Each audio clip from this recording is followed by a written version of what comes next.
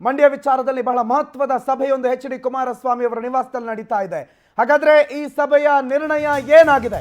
ಮಂಡ್ಯದಿಂದ ಮಾಜಿ CM H D Kumaraswamy ಸ್ಪರ್ಧೆ ಮಾಡ್ತಾರಾ? ಕೋರ್ ಕಮಿಟಿ ಸಭೆಯಲ್ಲಿ ಚರ್ಚೆ ಆಗಿದೆಯಲ್ಲ, ಎಚ್ ಡಿಕೆ ನಿರ್ಧಾರ ಏನು ಪ್ರಕಟ ಮಾಡ್ತಾರೆ? ಸಕ್ಕರೆ ನಾಡಿಗೆ ಒಂದ್ ವೇಳೆ ಎಚ್ ಡಿಕೆ ಎಂಟ್ರಿ ಕೊಟ್ಟರು ಅಂತಂದ್ರೆ ಸುಮಲತಾ ಬೆಂಬಲ ಕೊಡ್ತಾರಾ? ಬೆಂಬಲಿಗರ ಸಭೆ ಆ ಕಡೆ ನಡೀತಿದೆ. ಸ್ವಾಭಿಮಾನಿ ಸಂಸದೆಯ ನಡೆ ಬಗ್ಗೆ ಕೂಡ ಕುತೂಹಲ ಮೂಡ್ತಾ ಇದೆ. ಇನ್ನು ಜೆಡಿಎಸ್ನ ಅಭ್ಯರ್ಥಿಗಳು ಯಾವಾಗ ಫೈನಲ್ ಅನ್ನೋ ಪ್ರಶ್ನೆ ಇದ್ರೆ ಅದಕ್ಕೆ ಇವತ್ತೇ ಉತ್ತರ ಸಿಗುತ್ತೆ. 3 ಕ್ಷೇತ್ರಗಳಿಗೆ ಜೆಡಿಎಸ್ ಅಭ್ಯರ್ಥಿ ಇವತ್ತೇ ಫೈನಲ್ ಮಾಡಬಹುದು ಅನ್ನೋ ಚರ್ಚೆಗಳು ಮತ್ತು ಸುದ್ದಿ ಹರಿದಾಡ್ತಾ ಇದೆ. ಜೆಡಿಎಸ್ ತೆಕ್ಕೆಗೆ ಬಿದ್ದಿರೋ ಹಾಸನ, ಕೋಲಾರ, ಮಂಡ್ಯ 3 ಕ್ಷೇತ್ರಗಳ ಅಭ್ಯರ್ಥಿ ಇವತ್ತು ಫೈನಲ್ ಆಗಬಹುದು. ಜೆಪಿ ನಗರದ ಸಭೆಯಲ್ಲಿ ಎಲ್ಲವೂ ಅಂದುಕೊಂಡಂತೆ ಆದ್ರೆ ಇವತ್ತೇ 3 ಕ್ಷೇತ್ರಗಳ ಅಭ್ಯರ್ಥಿ ಘೋಷಣೆ ಮಾಡಲಾಗುತ್ತೆ. ಕೋರ್ ಕಮಿಟಿ ಸಭೆ ನಡೀತಿದೆ ಜೆಪಿ ನಗರದ ಎಚ್ ಡಿ ಕುಮಾರಸ್ವಾಮಿ ಅವರ ನಿವಾಸದಲ್ಲಿ. ಕೋಲಾರ, ಮಂಡ್ಯ, ಹಾಸನಕ್ಕೆ ಯಾರ ಅಭ್ಯರ್ಥಿ ಅನ್ನೋದ್ರ ಬಗ್ಗೆ ಚರ್ಚೆ ನಡೀತಿದೆ.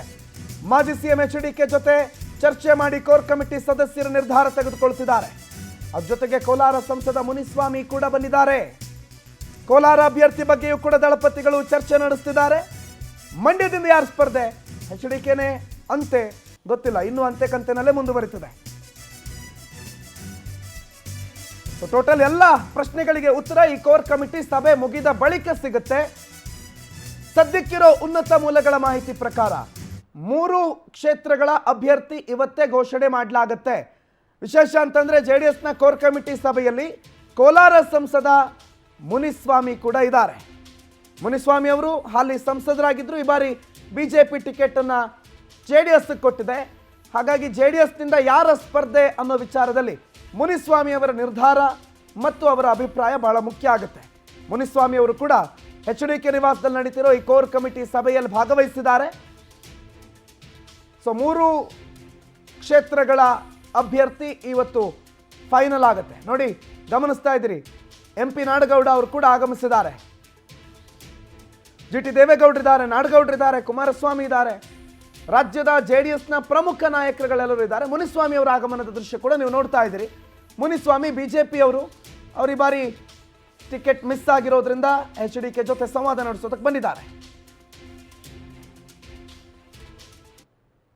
ಮಂಡ್ಯ ಜಿಲ್ಲೆ ಜನತೆ, ಮುಖಂಡರುಗಳು, ಹಿರಿಯ ನಾಯಕರುಗಳು, ಎಲ್ಲ ಜನತೆಯ ಒತ್ತಾಯ ನಾವು ಮಂಡ್ಯದಲ್ಲಿ ಸಭೆ ಮಾಡಿದ್ವಿ. ಅವತ್ತು ನಿಖಿಲ್ ಕುಮಾರಸ್ವಾಮಿ ಅವರು, ಕುಮಾರಣ್ಣ ಎಲ್ಲರೂ ಕೂಡ ಇದ್ರು. ಆವತ್ತು ಕೂಡ ಬೇರೆ ಹೆಸರು ಎತ್ತಕ್ಕೆ ಬಿಡಲಿಲ್ಲ. ಒಂದೇ ಮಾತು ಒಂದು, ನೀವು ನಿಲ್ಲೇಬೇಕು, ನೀವು ಆಗದೆ ಇದ್ರೆ ನಿಖಿಲ್ ಅವ್ರು ನಿಲ್ಲಿಸಬೇಕು.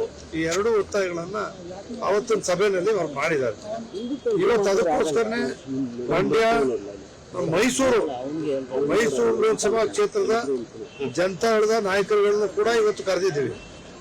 ರಾಜ್ಯ ಕೋರ್ ಕಮಿಟಿನೂ ಕೂಡ ಇವತ್ತು ಕರೆದಿದ್ದೀವಿ. ಆ ಸಭೆಯಲ್ಲಿ ಎಲ್ಲವನ್ನು ಕೂಡ ಇವತ್ತು ಇತ್ಯರ್ಥ ಮಾಡ್ತೀವಿ. ಕುಮಾರಸ್ವಾಮಿ ಅವರು ಪಕ್ಕನ ಸರ್, ಇವತ್ತು ಇತ್ಯರ್ಥ ಆಗುತ್ತೆ. ಕುಮಾರಣ್ಣವರು ಮಾತಾಡ್ತಾರೆ. ಮಂಡ್ಯ ಜಿಲ್ಲೆ ಜನತೆ, ಮುಖಂಡರುಗಳು, ಹಿರಿಯ ನಾಯಕರುಗಳು, ಎಲ್ಲ ಜನತೆಯ ಒತ್ತಾಯ ಇದು 2 ಕಡೆನೂ ಇದೆ. ಅವರು ಅಲ್ಲಿ ಹೋದ್ರೇನು, ಇಲ್ಲಿದ್ರೇನು ಅನ್ನುವ ಗೊಂದಲ ನನಗೂ ಕೂಡ ವೈಯಕ್ತಿಕವಾಗಿದೆ. ಕುಮಾರಣ್ಣ ಹೋಗ್ಬಿಟ್ರೆ ಇಲ್ಲಿ ಸದನದಲ್ಲಿ ಮಾತನಾಡೋರು ಯಾರು ಅಂತಕ್ಕಂಥ ಪ್ರಶ್ನೆ ಬರ್ತದೆ. ಈಗ ಅಲ್ಲಿ ಹೋಗದೆ ಇದ್ದರೆ ಅಲ್ಲಿ ಒತ್ತಡಗಳು ಕೂಡ ಇರೋದ್ರಿಂದ ಕುಮಾರಣ್ಣ ಅಲ್ಲಿ ಗೆಲ್ತಾರೆ. ಗೆದ್ದ ಮೇಲೆ ಕೇಂದ್ರದಲ್ಲಿ ಸಚಿವರಾಗುವ ಅವಕಾಶ, ಆವಾಗ ರಾಜ್ಯಕ್ಕೆ ಹೆಚ್ಚು ಕೆಲಸಗಳನ್ನು ಮಾಡೋ ಅವಕಾಶ ಇದೆ ಅಂತಕ್ಕಂಥ ಇನ್ನೊಂದು ಭಾವನೆ ಕೂಡ ನಮ್ಮಲ್ಲಿ ಇದೆ. ಅದರ ಮಧ್ಯೆ ಈಗಿರುವ ಕ್ಷೇತ್ರದವರು ಅವ್ರನ್ನ ಬಿಡೋದಕ್ಕೆ ತಯಾರಿಲ್ಲ. ಮಂಡ್ಯದವರು ಬರಲೇಬೇಕು ಅನ್ನುವ ಒತ್ತಡ ಇದೆ. ಇವತ್ತು ಆ ತೀರ್ಮಾನ ಆಗ್ತದೆ, ಆದಮೇಲೆ ತಮ್ಮ ಮುಂದೆ ಹೇಳ್ತಾರೆ. ದೀಪಾ ಈ ಬಗ್ಗೆ ಮಾಹಿತಿಯನ್ನು ಕೊಡ್ತಾರೆ, ನೇರ ಸಂಪರ್ಕದಲ್ಲಿದ್ದಾರೆ. Deepa, good afternoon. ನಾವೆಲ್ಲ ಅನ್ಕೊಂಡಿದ್ವಿ ಮೊದಲು, ಅಂದರೆ ಬಿಜೆಪಿಯಲ್ಲೂ ಕೂಡ ಯಾವುದೇ ವಿಪಕ್ಷ ನಾಯಕ ಇಲ್ಲದೆ ಇರುವ ಸಂದರ್ಭದಲ್ಲೂ ಕಾಂಗ್ರೆಸ್ ತರಾಟೆಗೆ ತೆಗೆದುಕೊಂಡಿದ್ದು ಕುಮಾರಸ್ವಾಮಿ ಒಂದು ವೇಳೆ ಇಲ್ಲಿಂದ ಹೋದ್ರೆ ಇಲ್ಲೊಂದು ಶಕ್ತಿ ಕಳೆದು ಹೋಗುತ್ತೆ ಅನ್ನೋ ಜೆಡಿಎಸ್ನ ನೋವು ಇವತ್ತು ಬಹಳ ಸ್ಪಷ್ಟವಾಗಿ ನಾಡಗೌಡರ ಮಾತಿನಲ್ಲಿ ಅರ್ಥ ಆಗುತ್ತೆ. ಏನೇನು ನಡೀತಾ ಇದೆ ಈ ಕೋರ್ ಕಮಿಟಿ ಸಭೆಯಲ್ಲಿ ದೀಪಾ? ಪ್ರಣುತ್, ಪ್ರಮುಖವಾಗಿ ಇಷ್ಟು ದಿನ ಕ್ಷೇತ್ರಗಳ ಹಂಚಿಕೆ ವಿಚಾರದಲ್ಲಿ ಒಂದಿಷ್ಟು ಗೊಂದಲ ಆಗ್ತಾ ಇತ್ತು. ಕೇವಲ 2, 3 ಅನ್ನುವಂತಹ ಗೊಂದಲಗಳಿತ್ತು, ಚರ್ಚೆಗಳಿತ್ತು. ಅದೆಲ್ಲದರ ಮಧ್ಯೆ 3 ಕ್ಷೇತ್ರ ಅನ್ನುವಂತಹದ್ದು ಜೆಡಿಎಸ್ಗೆ ಫಿಕ್ಸ್ ಆಯಿತು. 3 ಕ್ಷೇತ್ರಗಳಲ್ಲಿ ನಿಲ್ಲೋ ಯಾರು ಅನ್ನುವಂತಹ ಪ್ರಶ್ನೆ ಇದೀಗ ಎದ್ದಿದೆ. ಒಂದು ಕಡೆ ಹಾಸನದಲ್ಲಿ ಪ್ರಜ್ವಲ್ ರೇವಣ್ಣ ಅವರೇ ಕನ್ಫರ್ಮ್ ಅಂತ ಹೇಳಲಾಗ್ತಾ ಇದೆ. ಇತ್ತ ಮಂಡ್ಯ ಮತ್ತೆ ಕೋಲಾರದಲ್ಲಿ ಯಾರನ್ನ ನಿಲ್ಲಿಸಬೇಕು ಅನ್ನುವಂತಹದ್ದು, ಕುಮಾರಸ್ವಾಮಿ ಅವರನ್ನ ನಿಲ್ಲಿಸಬೇಕು ಅನ್ನುವಂತಹ ವಿಚಾರ ಬಂದಾಗ ಚನ್ನಪಟ್ಟಣದವರು ನಮಗೆ MLA ಆಗಿರುವಂತಹದ್ದು, ಇರುವಂತಹ ರಾಜ್ಯದಲ್ಲಿ ಒಂದಿಷ್ಟು ಧ್ವನಿ ಎತ್ತಿ ಮಾತನಾಡುವಂತವರು ಕುಮಾರಸ್ವಾಮಿ, ಇಲ್ಲಿಂದ ಅವರು ಕೇಂದ್ರಕ್ಕೆ ಹೋದ್ರೆ ನಮಗೆ ಸಂಕಷ್ಟ ಆಗತ್ತೆ ಅನ್ನುವಂತಹ ಅವರ ನೋವನ್ನ ಹೇಳ್ಕೊಂಡ್ರು. ಆದ್ರೆ ಮಂಡ್ಯದವರು ನೀವು ಬರಲೇಬೇಕು, ಬಂದು ಅಲ್ಲಿ ಸ್ಪರ್ಧೆ ಮಾಡಿದ್ರೆ ಗೆಲ್ಲಿಸುವಂತಹ ಕೆಲಸ ಆಗುತ್ತೆ, ಕೇಂದ್ರದ ಮಂತ್ರಿ ಮಾಡುವಂತಹ ಕೆಲಸ ಆಗುತ್ತೆ, ಅಲ್ಲಿ ನಮಗೆ ಇನ್ನೂ ಕೂಡ ಅನುಕೂಲ ಆಗುತ್ತೆ ಅನ್ನುವಂತಹದ್ದು ಮತ್ತೊಂದು ಕಡೆ. ಇದೆಲ್ಲದರ ಮಧ್ಯೆ ಕೋಲಾರಕ್ಕೆ ಯಾರನ್ನ ನಿಲ್ಲಿಸಬೇಕು ಅನ್ನುವಂಥದ್ದು. ಈಗ ಕೋಲಾರದಲ್ಲಿ ಡಿಫಿಡೆವಿಟ್ ಕ್ಯಾಂಡಿಡೇಟ್ ಯಾರಿದ್ದಾರೆ, ಅವರು ಮಲ್ಲೇಶ್ ಬಾಬು ಅವರನ್ನ ಸ್ಪರ್ಧೆ ಮಾಡಿಸಬೇಕು ಅನ್ನುವಂತಹದ್ದೊಂದಿದೆ. ಸಮೃದ್ಧಿ ಮಂಜುನಾಥ್ ಅವರನ್ನ ಕುರಿತು ಕೂಡ ಒಂದಿಷ್ಟು ಚರ್ಚೆ ಇದೆ.